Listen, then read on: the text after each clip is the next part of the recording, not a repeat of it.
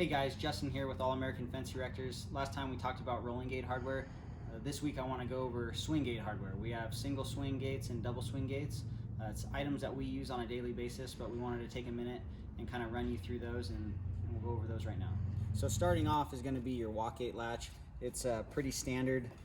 It's going to end up fitting onto an 1 3/8" gate frame to a 2 3/8" gate post.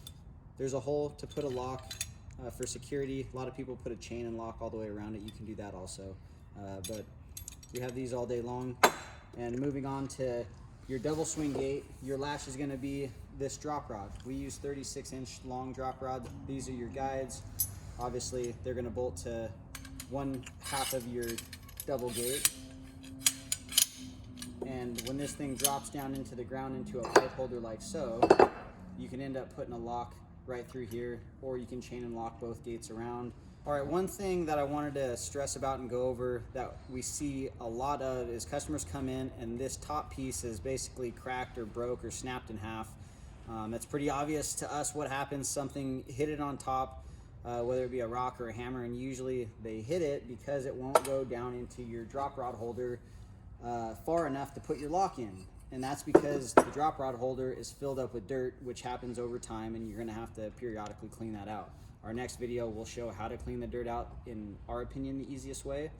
I've seen and heard plenty of different methods of getting the dirt out of the small hole, but nonetheless, that will be our next video. But again, we don't wanna hit the top of this. It's die cast aluminum. It will crack or break rather easy. It's just the way that they're made, but keep that in mind. And then moving on to the hinges, we have two styles. You have your clamp on and what we call a J-bolt.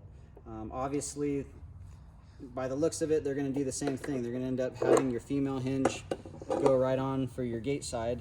But the difference with this is, one, you're gonna need holes drilled in your post, but you actually have some to and from adjustment to fine tune the gate tolerances at your hinge or your latch.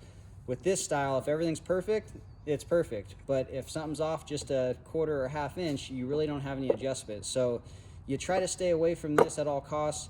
Not too often do we use these, but a lot of times people who come in to purchase it do buy these because they don't want to drill a hole into their post. Any post we sell, we can sell them with holes already drilled into it at no extra cost.